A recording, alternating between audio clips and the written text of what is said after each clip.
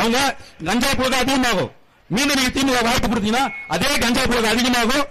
அதே போல அதே பாராளுமன்ற கூட இன்னும் அதிகமாக ஆகும். அவங்களோட ஆட்சி முறை பிடிச்சிருக்கா நீங்க அவங்களே ஓட்டு போடுங்க. இதை ஒழிக்கணுமா நாம் தமிழர் கட்சி விவசாய சின்னத்துக்கு ஓட்டு போடுங்க. எங்களுக்கு இதுவரைக்கும் ஒவ்வொரு தேர்தலுமே ஒவ்வொரு சின்னம் மாத்தி மாத்தி கொடுத்துருக்காங்க. எத்தனை அடக்குமுறை ஒடுக்குமுறை அத்தனையும் தாண்டி 8 விழுக்காடு அங்கீகரிக்கப்பட்ட கட்சியா தனித்து நின்று நீங்க களத்தில் தொடர்ந்து களமாடிட்டு இருக்கோம். இதை சிந்திச்சு யார் வந்தா சரி செய்வாங்க, யார் வந்தா சரி தப்பு, அதை சிந்திச்சு பார்த்து ஓட்டு போடுங்க. யாரோ வராங்களா ஓட்டு காசு கொடுக்குறாங்களா அதை வாங்கிட்டு போடுறோமா? ஒண்ணு இல்லைங்க. திமுக தேர்தல் அறிக்கையில ஆசிரியர்களுக்கு பழைய ஓய்வூதிய திட்டம் செயல்படுத்தும் சொன்னாங்க. பண்ணாங்களா?